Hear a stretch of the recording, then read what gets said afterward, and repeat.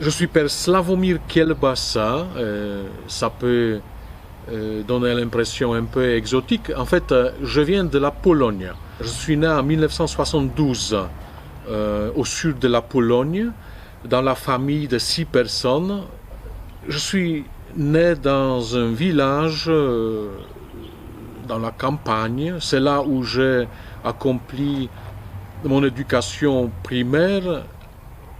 Et ensuite, j'ai fréquenté l'école secondaire dans une ville qui est située à 10 km de mon endroit, de mon village. Donc j'ai fini mon école secondaire en 1992 et c'était le moment où il fallait choisir, où il fallait prendre décision, qu'est-ce qu'il faut faire après, dans la vie adulte. J'envisageais de continuer mes études dans l'école polytechnique. Mais en fait, c'est alors que ce désir de me consacrer à Dieu, de travailler pour l'Église, dans l'Église, qui m'est venu, qui était le plus fort à ce moment-là. Donc je voulais être prêtre tout court pour servir l'Église et les hommes.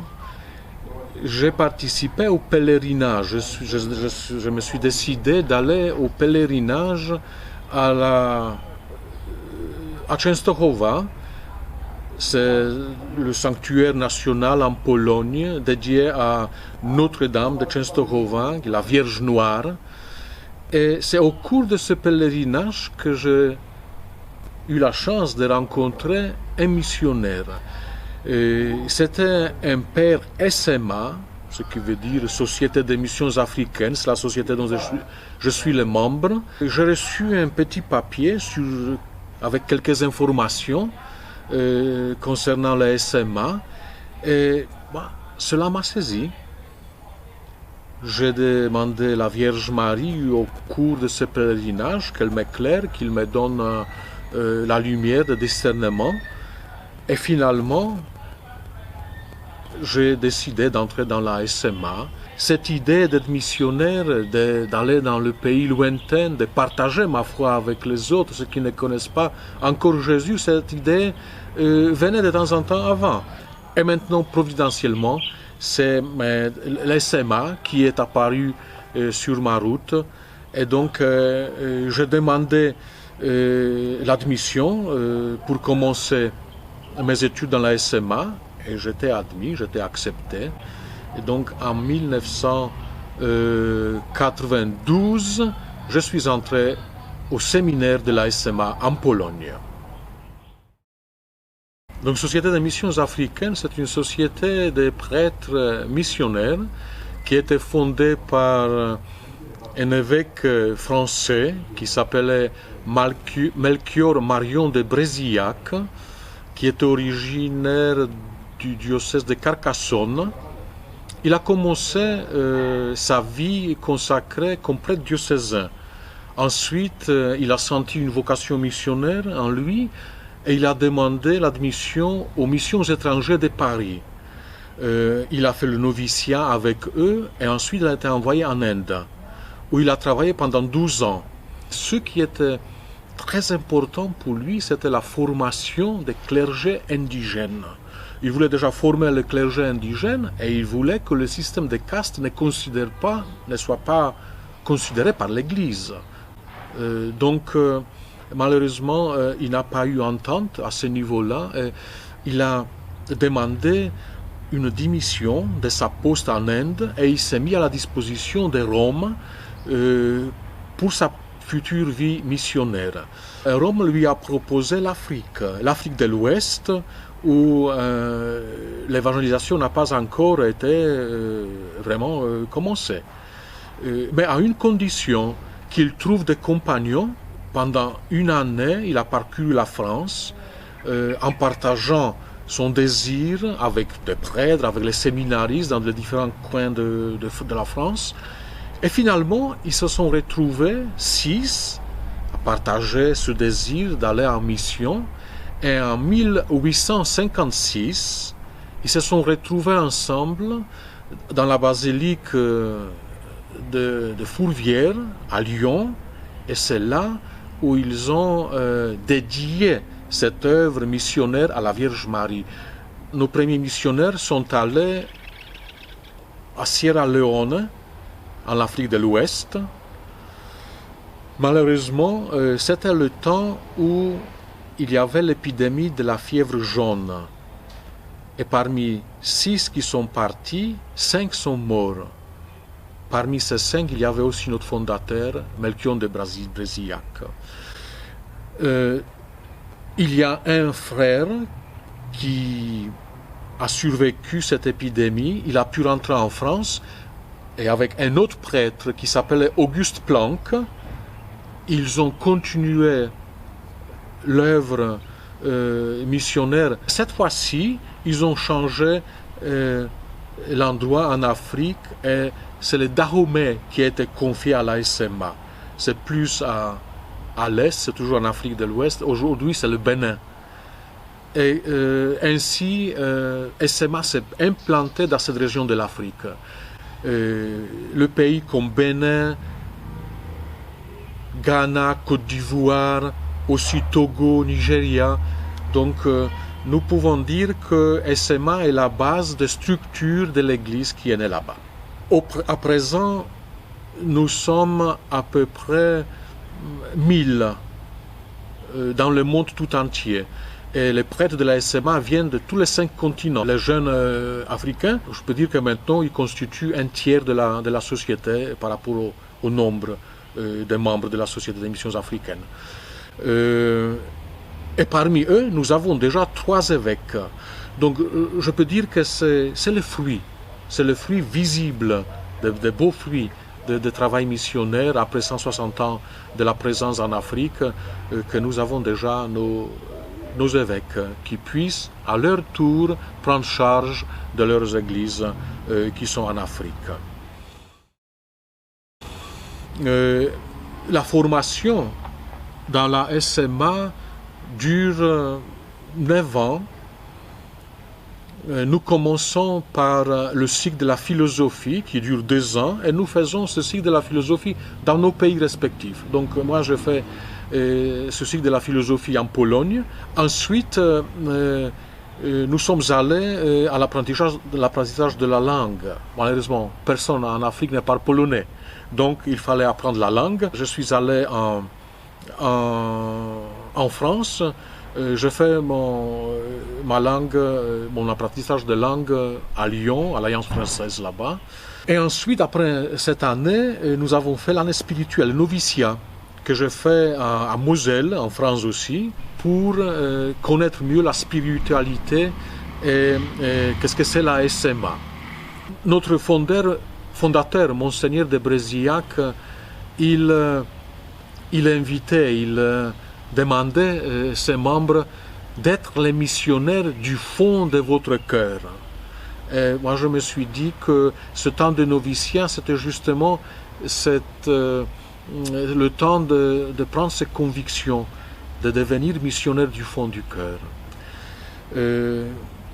L'étape suivante de notre formation, c'est la pratique pastorale. Et nous faisons ça déjà en Afrique. Donc, mes premiers pas que j'ai posés en Afrique, c'était en Côte d'Ivoire. Je dis c'est mon premier amour africain, Côte d'Ivoire. J'étais dans 2 endroits, à l'ouest de la Côte d'Ivoire, pas loin de la frontière avec Libéria, une ville de 25 000 habitants qui s'appelle Guiglo, ce qui va rester toujours un souvenir merveilleux pour moi. Ensuite, j'ai passé quelques mois aussi dans un endroit au nord de la Côte d'Ivoire, vers la frontière avec Burkina Faso, à Ouangolodougou. C'est un autre endroit tout à fait différent. L'ouest de Côte d'Ivoire, c'est forêt tropicale, c'est la forêt dense. Le nord de la Côte d'Ivoire, c'est la savane. Cette année de la pratique pastorale doit nous permettre à discerner notre capacité, si nous acceptons notre organisme, si nous-mêmes, la psychologie, si nous pouvons travailler dans ce milieu. Avec 3 autres confrères de ma promotion, nous avons continué notre formation dans le cycle de théologie dans le grand séminaire interdiocésain d'Anyama, au sud de la Côte d'Ivoire. Et c'est là où j'ai vécu pendant 4 ans encore avec mes confrères SMA. Je suis arrivé au bout de mes études en 2001 en Côte d'Ivoire. Et c'est alors que je suis retourné en Pologne et j'étais ordonné prêtre. Et ma première poste qui m'a été confiée en tant que le nouveau missionnaire, c'était Togo. J'ai travaillé dans le diocèse de Sokodé, qui est situé au centre du pays, dans un village qui s'appelait Tchébébé. Ce qui m'a marqué peut-être la peur. En fait, il s'agit de la sorcellerie, si vous voulez. J'étais étonné. En tant que séminariste, je n'avais pas tellement le contact à Côte d'Ivoire. Bien sûr, il y avait là-bas les traditions des masques, les masques qui sortaient dans les rues. Au Togo, c'est omniprésent. Je me rappelle toujours cette vieille dame qui est venue une fois à la paroisse, à la maison, en demandant que prêtre vienne chez elle, qu'il bénisse la maison, qu'il laisse une image sainte, une croix, à la maison, et en même temps qu'il emporte les fétiches. 2-3 mois après, cette même femme vient encore à la paroisse, elle veut me voir, elle est en pleurs, elle est tout triste, abattue, en disant que sa famille ne le laisse pas calme. Ils ont appris, sa famille qui est restée totalement païenne, ils ont appris le geste qu'elle a fait et maintenant ils l'accusent. Ils l'accusent de tous les maux, de toutes les maladies, de tous les décès, de morts qui sont dans la famille, que c'est à cause d'elle. Au bout de 7 ans au Togo, mes supérieurs m'ont demandé de rendre service à la province SMA de Grande-Bretagne. Donc c'était mon retour en Europe. J'ai passé 7 ans au service de la province de Grande-Bretagne et ensuite j'ai joint mes confrères qui travaillent en Centrafrique, République centrafricaine, dans les milieux de pygmées, dans les forêts tropicales du Centrafrique, où j'ai fait expérience de 2 ans avec parmi les pygmées, une expérience qui a enrichi encore beaucoup ma vie missionnaire. Ensuite, il y a une nouvelle perspective qui s'est ouverte devant moi pour ma vie missionnaire, c'était le Maroc. Je suis arrivé pour la première fois au Maroc en 2018. C'était août, où j'ai trouvé Père Gilbert. Père Gilbert qui n'était pas en bonne santé, il avait besoin de soins, donc ma présence lui a aidé de se soigner, de prendre plus de temps à disposition pour soigner sa santé. Et donc j'ai passé 1 an avec lui, avec l'approfondissement de la réalité de la vie dans le pays totalement musulman. C'était ma première fois de vivre et d'être entouré par tant de mosquées, par les gens qui parlent arabe ou darija ici au Maroc, par les gens qui sont de la culture encore différente que la culture subsaharienne. Bien que j'ai trouvé ici un groupe des étudiants subsahariens qui venaient à l'église, qui faisaient partie de la communauté de l'église de Sainte-Anne d'Agadir. Et le groupe auquel je me suis intégré très vite en m'entendant très bien avec les Africains, les jeunes. Donc nous avons passé une très bonne année avec les jeunes. Entre-temps, je me suis rendu compte que Maroc est devenu la terre de passage pour beaucoup de migrants qui veulent joindre l'Europe. Donc aussi j'ai pu connaître l'activité de Caritas de la paroisse et toute aide que Caritas portait à ces gens qui étaient dans la situation souvent très difficile, surtout dans le temps d'hiver. C'était une très bonne expérience pour moi qui a fini après un an parce que mes supérieurs m'ont demandé encore une fois de retour en Pologne pour des raisons d'organisation. Certaines choses, on a eu le chapitre général, on a eu le chapitre provincial de la SMA, donc il y avait certains changements qui ont eu besoin de mon engagement pour un certain temps en Pologne. Et me voilà, un an s'est écoulé et mon supérieur m'avait proposé de retourner au Maroc et donc la mission ici, le travail ici, notre engagement ici à Sainte-Anne, c'est une mission que moi je peux définir comme l'accueil et l'approchement. On veut se faire accueillant et proche de tous ceux qui veulent venir, qui ont besoin de l'aspect spirituel dans leur vie. Et parmi eux, nous avons les ressortissants de différents pays européens qui font partie de la communauté à Agadir, mais aussi un groupe des étudiants subsahariens qui constituent une belle chorale. Grâce à cela, les célébrations dominicales sont vraiment grandioses. Et bien sûr, il y a toujours ces migrants. À cause des problèmes de Corona, de Covid-19, notre activité a diminué certainement. Mais nous sommes toujours présents et toujours accueillants. Nous restons les mains ouvertes pour tous ceux qui viennent auprès de nous, qui viennent à l'église.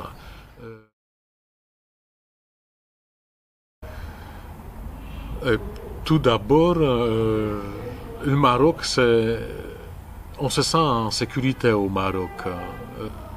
C'est un pays qui est accueillant, qui offre une variété vraiment de choses très intéressantes. Commençons par la nourriture, le paysage. Le pays est très attractif, très attirant. Et pendant mon séjour, le premier, ou maintenant pendant ces quelques semaines que je suis là, je n'ai jamais rencontré quelqu'un avec de mauvaises intentions ou quelqu'un qui était hostile. Moi, personnellement, je me sens très bien et en sécurité. Bien sûr, nous ne pouvons pas manifester ouvertement dans les rues. Il n'y a pas de processions qu'on a l'habitude de faire dans les pays chrétiens en Europe, en Amérique. Il n'y a pas de manifestations ouvertes dans les rues. Mais nous sommes là et la présence de la croix de Jésus-Christ est significative dans ce pays. Dans chaque grande ville, nous avons une communauté ou plusieurs, les communautés très vivantes, et les communautés qui s'épanouissent, qui vivent dans la minorité, c'est vrai, mais en sécurité, et nous partageons ensemble notre joie. Et je pense que nous donnons le témoignage de la foi. Il y a des Marocains, les jeunes, qui viennent à l'église, qui posent des questions, qui regardent, qui s'intéressent. Et nous sommes aussi pour cela. Sans nous lancer dans le prosélytisme, nous essayons d'être les témoins véridiques, les témoins authentiques de la présence du Christ sur cette terre marocaine.